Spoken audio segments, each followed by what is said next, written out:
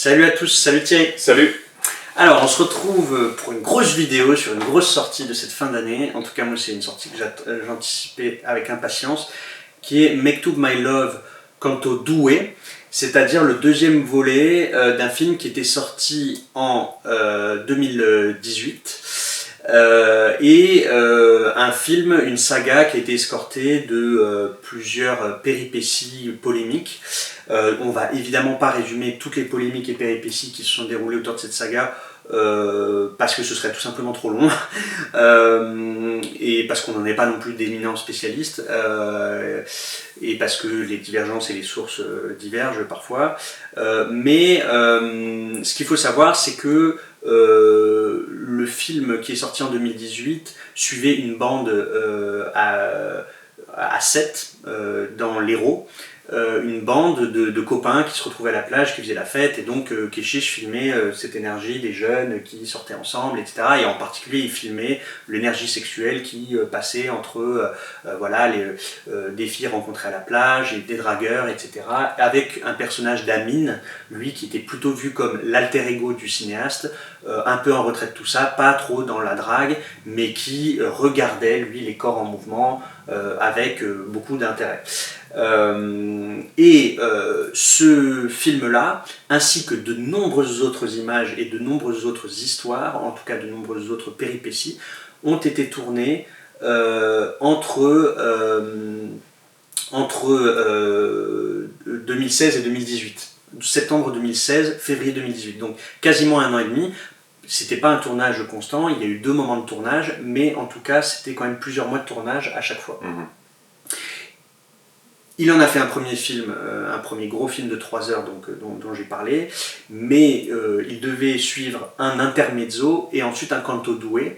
L'intermezzo n'est jamais sorti, ou plutôt il est sorti à Cannes en 2019, Cannes 2019. Il a fait un scandale parce que le film était très particulier. C'était 3 voire 4 heures de scènes de boîte de nuit, de danse et de sexe, voilà, tout simplement. Et donc ça a décontenancé tout le monde, mais il y a eu aussi le fait que l'actrice principale, Ophélie Beau, enfin l'une des actrices principales, Ophélie Beau, a dit que Keshish avait inclus une séquence de sexe non simulé qu'il avait dit qu'il ne mettrait pas. Et donc là, il y a une divergence entre les deux et on ne rentrera pas dans le fait de savoir qui avait raison ou pas. Mais en tout cas, Intermezzo n'est jamais sorti du coup derrière. Donc moi, je ne l'ai pas vu, Thierry ne l'a pas vu. Il n'y a que ceux qui étaient à Cannes qui l'ont vu. Quelques personnes l'ont vu, voilà. Et ceux qui l'ont vu étaient d'accord pour dire c'était un film troublant et ce n'était pas le chef-d'œuvre de son auteur. Voilà. Je pense que les réactions étaient aux deux bords extrêmes. Il y a des gens qui ont dit que c'était un grand chef-d'œuvre. Ouais. En tout cas, le doué, on se demandait est-ce qu'il allait un jour sortir, et voilà qu'il finit par pointer le bout de son nez au festival de Locarno en août. Après ça, il y a une annonce comme quoi il allait sortir finalement là en décembre. Et donc ça fait quelques semaines qu'on sait que ce film va sortir. Ce film, cette saga maudite, et le dernier film de cette saga maudite un petit peu. Donc il y a ce parfum un peu de scandale, ce parfum de censure, ou de quelque chose. Bon, dans le cinéma, il y a toujours eu des histoires de films comme ça. Moi, il se trouve que j'avais adoré le premier volet. J'adore Keshish, c'est vraiment un des cinéastes. La Graine et le Mulet, je le tiens pour peut-être le meilleur film français du XXIe siècle, sans aller dans l'emphase totale, mais clairement c'est un de mes films préférés. Et donc j'attendais beaucoup quand même ce film-là, avec des questions. J'ai revu le 1 aussi cette semaine, donc voilà. Et donc le 2, lui, a une intrigue qui suit un petit peu celle du 1, puisqu'on est toujours dans cette bande sétoise avec Amin aussi, qui poursuit ses réflexions il poursuit son observation de sa bande de potes, tout en pensant à ce qu'il va faire de sa vie, parce qu'il veut être cinéaste. En même temps, le film là va être aussi percuté, on peut le dire comme ça, par une intrigue avec une actrice américaine qui est en vacances avec son mari producteur. En tout cas, on retrouve le personnage de Amin, qui est un peu censé être l'alter ego de Keshish, En tout cas, c'est toi aussi comme ça que tu le vois, Thierry Je pense qu'on ne peut pas penser qu'il y a nécessairement un certain rapport entre le personnage principal, donc Amine, qui est dans les deux opus, et le réalisateur lui-même, ne serait-ce que par la vocation que découvre Amine, on va dire, dans le premier, et concrétise plus ou moins dans le second. Après, tu recontextualisais par rapport à la longue histoire maintenant déjà de ce diptyque quasi triptyque avec un film pour l'instant fantôme dont on ne sait pas si on n'aura jamais l'occasion de pouvoir le voir. Et au travers de cette recontextualisation, c'est intéressant aussi de se demander à quel point ça a pu influencer, jouer sur la manière dont Keshish est amené à nous montrer son quasi alter ego à l'écran. Alors, comme tu le rappelais, ça avait été tourné, pour ainsi dire, avant que le premier ne sorte. Et donc, il y a quand même une matrice qui était là, tournée, et pour la monter, même si c'est quasiment 10 ans plus tard, Keshish ne peut taper que dans ce stock-là. Oui. Donc, certains simili-scandales qui ont pu émerger par la suite. Malheureusement, il ne peut pas non plus retourner ou retaper dans quelque chose qu'il aurait tourné ultérieurement. Mais bon, comme on sait qu'il peut potentiellement avoir un stock de rush suffisamment important, il a quand même une certaine latence au niveau de son montage. Et oui, je le trouve assez intéressant, cette espèce de rapport entre son personnage principal et le réalisateur qui l'a filmé, qui l'a monté, qui l'a mis en scène. Moi, je pense nécessairement que Keshish, il projette beaucoup de lui-même. Après, la question, c'est de savoir, au-delà de ce que Keshish veut nous montrer à voir, quelle est la vraie part de Keshish qui est contenue dans ce personnage principal. Alors, on peut avoir certaines divergences sur le film, et en particulier sur ce personnage, que toi tu apprécies beaucoup, que moi je trouve relativement lisse tout de même, qui est effectivement un personnage qui est relativement en retrait de toute cette bande d'amis, qui est un regardeur, qui regarde les autres, qui, avec tout ce que ça charrie d'imaginaire pour nous et pour lui. Et il est très lisse dans le sens où tout semble glisser sur lui finalement. C'était déjà le cas dans le premier, mais je trouve que c'est encore plus fort dans le second. Il est aussi un centre de désir extrêmement important dans le film. Et c'est vraiment c'est pour ainsi dire un petit ange. C'est-à-dire que tout lui passe au-dessus. Il n'y a jamais aucun conflit avec lui. Alors, Dieu sait qu'il peut y avoir des relations ou des situations conflictuelles dans les films, mais c'est quand même, lui, c'est toujours la personne qui va réussir à ne jamais ni chiffonner, ni générer de problématiques. C'est l'exacte antithèse de son cousin qui passe son temps à plus ou moins générer et créer des problèmes. Et je trouve ça un peu excessif en fait, si c'est censé être vraiment l'incarnation de Keshish à l'écran. Je trouve qu'il a vraiment bien ripolliné son image et qu'il en a fait vraiment quelqu'un de particulièrement louable, doux. Quand une jeune fille lui exprime son désir, si c'est pas pour maintenant, c'est pour plus tard, il ne va jamais verbaliser quoi que ce soit, ça va être juste avec un petit regard, un petit sourire, lui faire comprendre que ce n'est pas possible. Et par ailleurs, plus concrètement que dans le premier, dans celui-ci, il y a quand même des séquences où on le voit vraiment devenir, entre guillemets, soit un metteur en scène, soit un scénariste. Dès la première séquence où il photographie sa petite amie, avec un petit bréviaire du parfait Keshish, où il lui explique que non, si t'es trop focus sur le fait que je suis en train de te prendre en photo, tu vas pas être naturel et ça va pas être intéressant, donc lis quelque chose, qu'est-ce que tu es en train de lire comme livre, comme ça tu vas oublier que l'objectif est ici et je vais pouvoir plus aisément capter ton naturel et ta vérité. Donc ça fait vraiment un petit chapitre explicatif de la méthode Keshish. Plus tard, il va y avoir forcément un discours, toute une discussion autour d'un scénario qu'il a écrit. On sait qu'il a tourné apparemment un premier court-métrage que l'on ne verra pas. Toujours dans l'optique du ripollinage de l'image d'Amin, donc pour moi de Keshish. Il y a toute une discussion avec cette actrice américaine où elle lui dit mais tu veux être réalisateur, tous les réalisateurs comme ça, ils ont toutes les filles qui leur tombent à ses pieds, tu devrais pas faire ça, ça ne te correspond pas. Enfin, j'ai trouvé ça un petit peu excessif dans l'aspect trop angélique du personnage qui nous était présenté.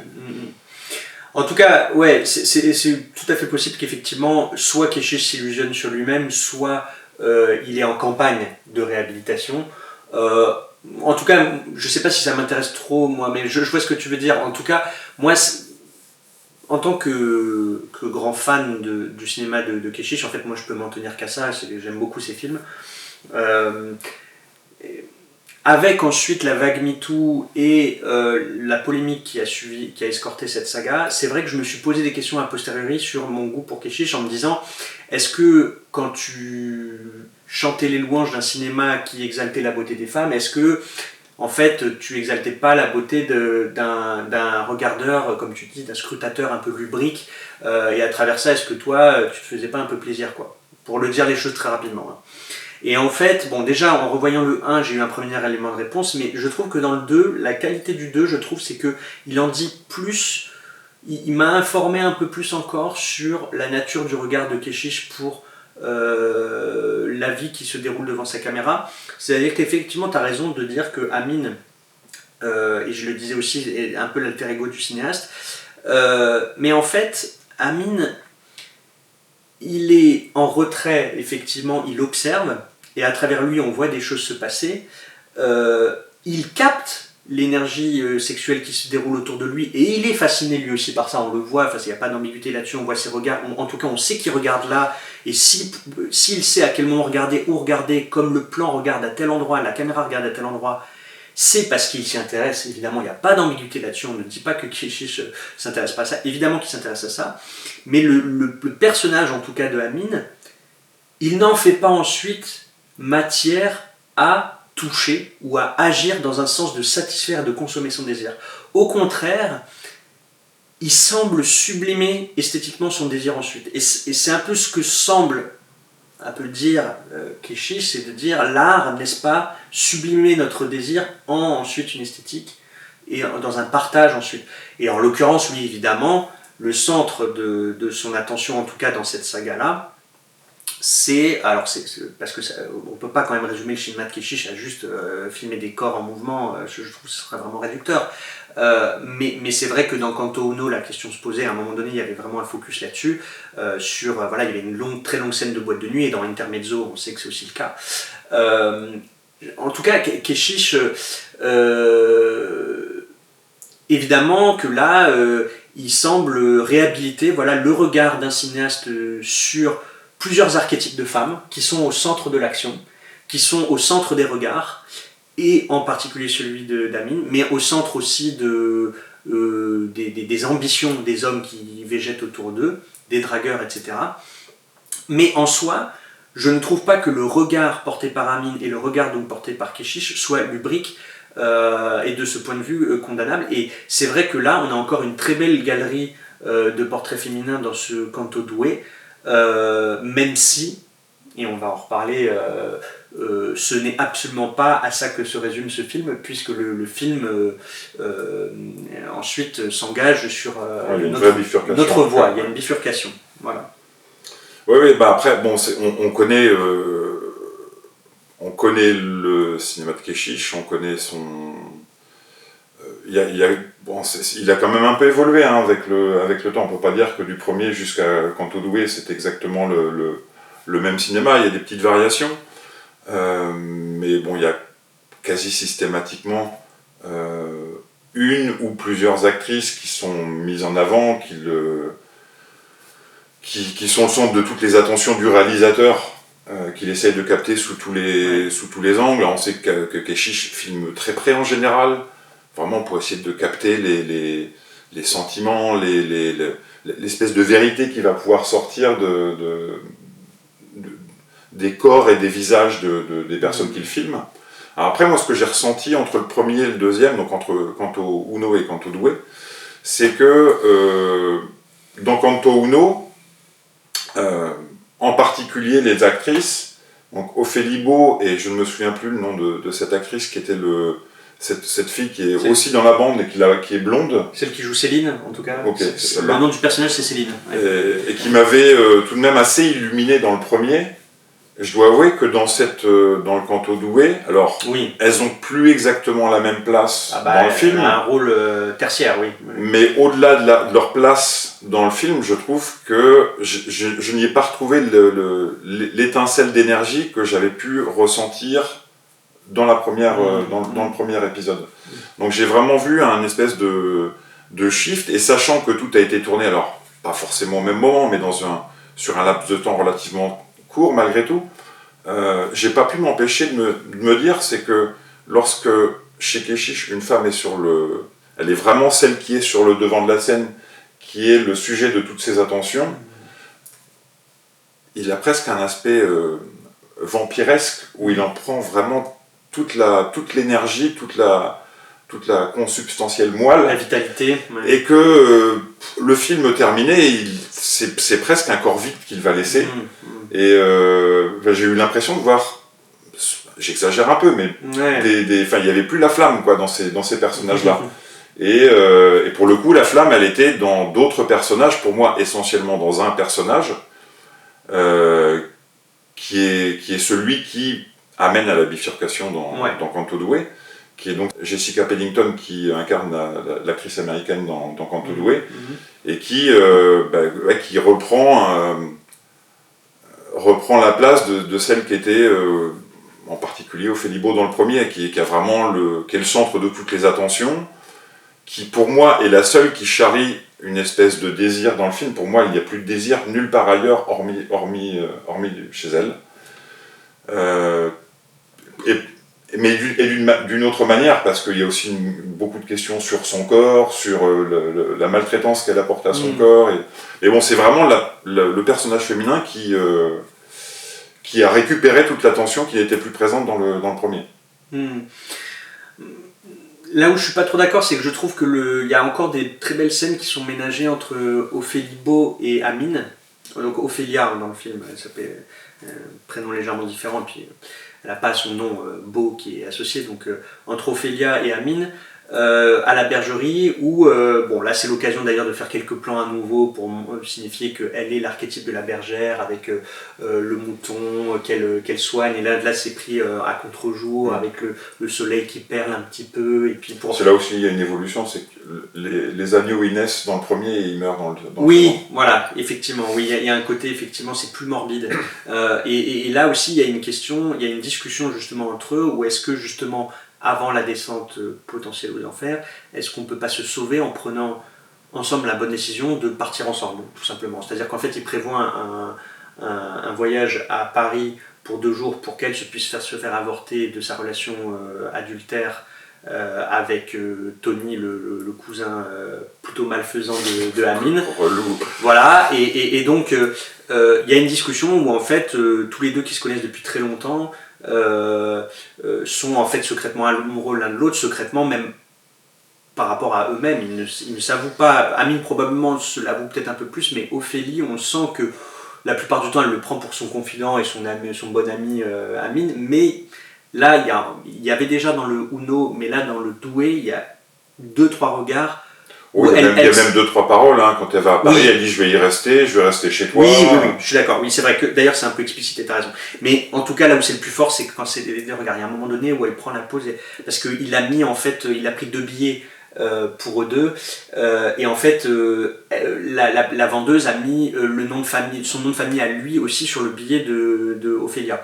Et donc elle dit ça, elle dit ah ton nom, dis donc ça fait bien et tout, puis bon là ils s'arrêtent, ils sont tous les deux un peu gênés, et là c'est quand même, là on voit quand même, il s'est filmé, la direction d'acteur est exceptionnelle, c'est qu'en fait là, il y a un moment magnifique où un ange passe, quoi, où dans son sourire un petit peu crispé ou en tout cas mystérieux, elle semble comprendre que c'est lui l'homme de sa vie et que là elle est en train de laisser peut-être passer cette occasion.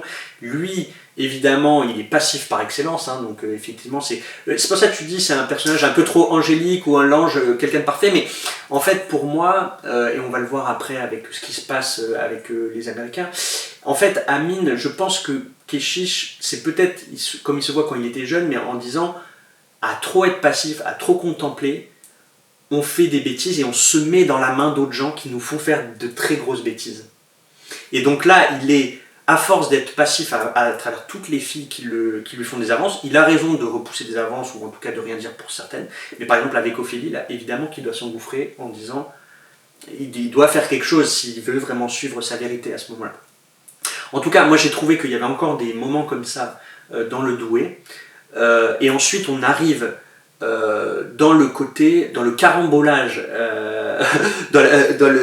le cinéma français percuté par, selon moi, le cinéma américain et Hollywood, avec ce personnage du producteur et de sa femme actrice. Et effectivement, tu as raison de dire que c'est elle qui, au total, si on prend un peu de recul, est le soleil radieux du film. Ouais, le soleil noir. C'est un soleil noir. Ouais. Parce qu'elle est elle-même sur la descendante, elle veut arrêter sa carrière, etc. Et elle est alcoolique, elle veut faire croire à Amin. Boulimique, elle est boulimique, alcoolique, etc. Mais donc, ce personnage est un beau personnage aussi, un peu à la Mulholland Drive, hein, de dire en gros, là on est sur comment Hollywood bouffe ses actrices. Et moi personnellement, j'avoue que tout ce côté-là de deuxième partie de Canto Doué sur l'intrigue avec ce qui se passe avec Tony et cette actrice américaine et Amin, lui, qu'est-ce qu'il fait par rapport au producteur m'a beaucoup moins intéressé. Je trouve que j'attends moins de Keshish qui me parle du cinéma américain, mais je pense que voilà, lui en tout cas, il voulait signifier la cohabitation difficile entre le cinéma américain et le cinéma français. Alors on a on a une vision un peu différente de ce qui se passe au moment de la bifurcation, on va dire. Alors le fait est que cette bifurcation, elle est déjà anticipée dès le départ, pour ainsi dire, puisque dès le départ, les deux Américains arrivent dans un c'est pas une deuxième partie, point barre. Arrivent dans le restaurant, mais bon, ils s'insèrent dans un schéma plus keshichien de cinéma. On est plus sur le rapport conflictuel de classe entre vraiment les ultra riches qui arrivent et le restaurant ferme. Je suis désolé, mais je suis ultra riche, le restaurant il ferme pas, je suis déjà venu chez toi, on est copains, donc tu vas voilà, ça pose pas de problème. La carentière pour qu'on puisse bouffer notre mais bon, plus tard ça va donc évoluer. Je sais pas, on peut raconter un peu quand même ce qui se passe. Oui, non mais de toute façon oui. Peut-être pas parce que ça. Enfin, on va basculer dans quelque chose qui est beaucoup plus scénarisé que de la pure captation de moments. Alors, ce que j'imagine être Intermezzo, vraiment un film sans scénario absolu, des caméras dans une boîte de nuit ou ailleurs et qui captent une ambiance, des énergies, des corps, des visages, des échanges. Déjà, je trouve que dès le départ dans Doué par rapport à Uno, il y a déjà beaucoup plus de dynamique scénaristique et dramatique, avec des événements qui surviennent et tout ça. Dans Uno, on est beaucoup plus dans la captation, c'est beaucoup plus fluide. Mais ce qui est très très fort dans le Uno, pour l'avoir revu récemment, c'est que ça donne cette impression, mais en fait, en réalité, c'est quand même assez écrit. C'est-à-dire qu'en fait, des choses se passent, mais c'est tellement rendu insensible par la façon dont c'est filmé et dont... comme dans une amitié de vacances, finalement, tout se déroule selon le flux de la vie, comme presque improvisé. Ouais.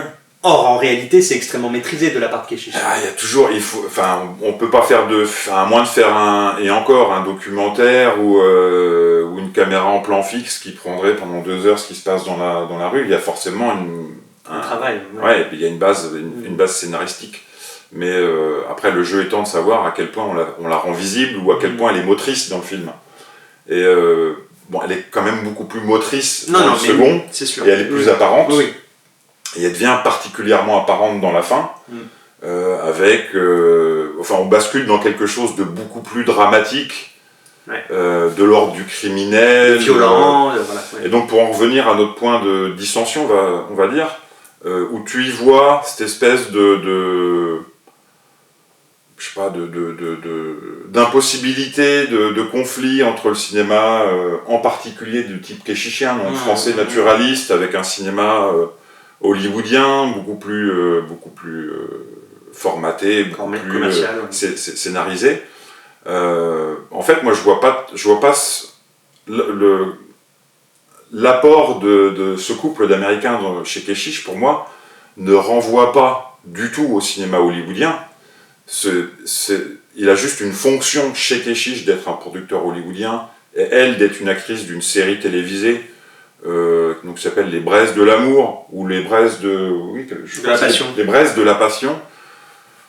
On peut plus ou moins estimer, savoir à quel type de série télévisée ça fait référence, donc genre de série télévisée au long cours, qui ne s'arrête jamais, et qui sont connus, pour le coup,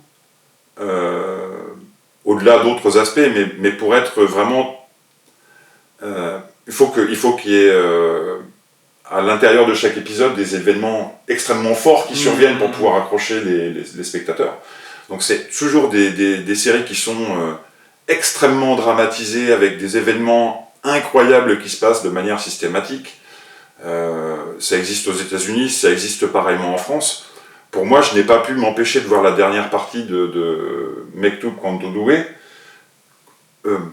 embrasser à bras-le-corps non pas l'esthétique, mais au moins ce que peut charrier la série télé française de ce type-là, avec une surdramatisation, avec des événements absolument incroyables. Donc là, on bascule vraiment dans du surdramatisme, ça se finit à l'hôpital, quelqu'un va peut-être mourir, les flics arrivent, enfin, il y a une espèce de foisonnement tout d'un coup qu'on ne saisit pas. Et ce qui est marrant, c'est qu'il y a des petits détails comme ça au travers de cette longue séquence, en particulier donc plus proche de la fin, lorsqu'on se retrouve à l'hôpital. L'hôpital qui est vraiment capté dans son jus d'hôpital, avec les personnes qui attendent par ailleurs, qui voient ce corps blessé gravement arriver, et puis donc suivi par sa femme actrice. Et en fait, il y a des vieilles femmes qui sont là, et qui la reconnaissent, parce que ce sont des fans, des spectatrices assidues de cette série. Il y a ce moment qui est aussi un moment drôle finalement, où l'une de ces femmes va aller voir une infirmière pour lui dire « Ah, je l'aime beaucoup ». Enfin, je leur ai bien demandé, dans n'importe quelle autre circonstance, je leur ai bien demandé un autographe, mais par contre là, ça me semble pas spécialement adapté. Et je peux pas m'empêcher de penser que cette dernière partie, chez Keshish, c'est pour ainsi dire un cadeau qui est fait à cette femme, à cette figurante qui est dans le film, de lui dire moi, ce qui m'intéresse dans mon cinéma, et moi ce qui m'intéresse pas toujours dans son cinéma, c'est que on est vraiment dans le naturalisme poussé à l'extrême. Et ce qui l'intéresse dans le naturalisme, c'est non pas seulement de chercher la vérité au sein de n'importe quelle personne, mais c'est aussi d'aller chercher la vérité au sein de la partie de la population qui peut être généralement la plus invisibilisée au cinéma. Vraiment une population extrêmement... la partie vraiment très très populaire de la population française. Et c'est une manière de lui dire moi je te rends hommage aussi en faisant dans la dernière partie de mon film quelque chose qui ressemble exactement à ce que toi, public, tu apprécies.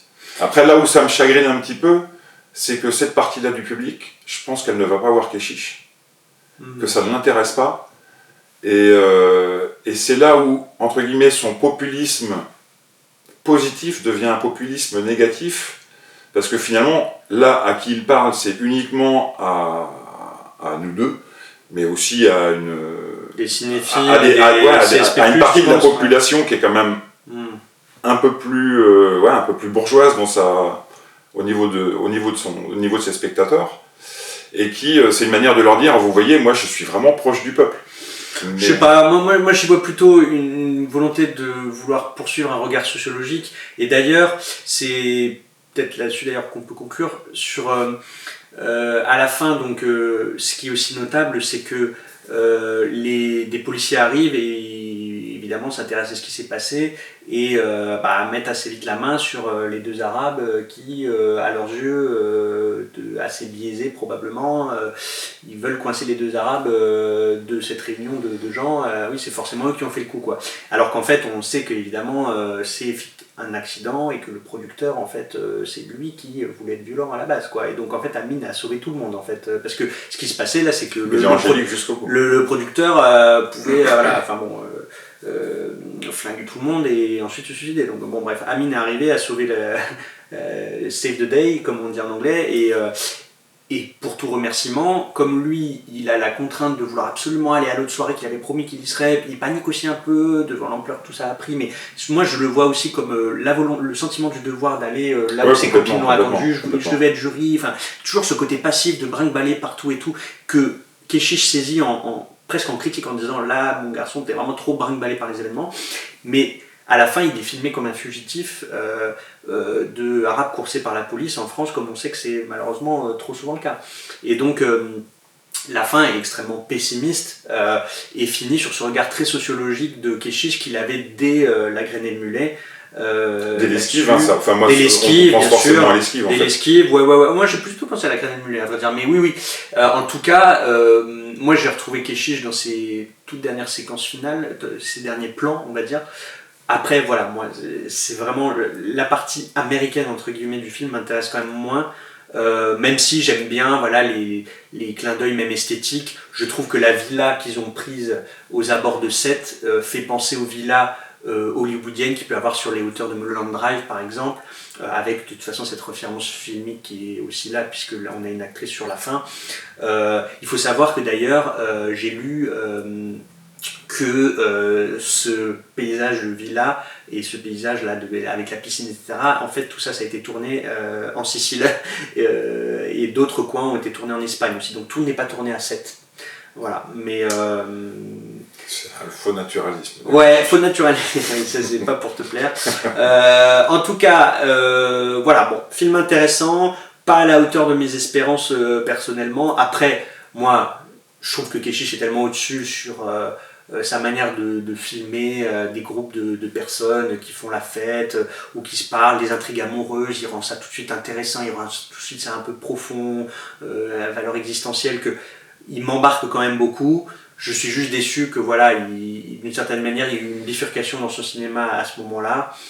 On verra ce qu'il fait par la suite. Est-ce qu'il va pouvoir tourner? Souhaitons-lui d'être en capacité de pouvoir tourner. Voilà. Tout est voilà. Donc fallait clore ce chapitre. Voilà. C'était trop long, je pense, pour tout le monde. Et bon, lui, il est diminué physiquement, hein, parce qu'apparemment, il a eu un AVC récemment, cet été, je crois, juste avant le festival, je crois, de Carnot, justement. Donc, c'est triste, hein, tout ça, parce que moi, c'est un cinéaste quand même qu'à la base j'adorais. Donc, mais bon, je suis quand même reconnaissant d'avoir pu voir ce film, on va dire, là, même s'il n'est pas tout à fait à la hauteur de mes attentes. Voilà, on va conclure là-dessus, et puis on se retrouve évidemment pour une prochaine vidéo. À bientôt. Salut.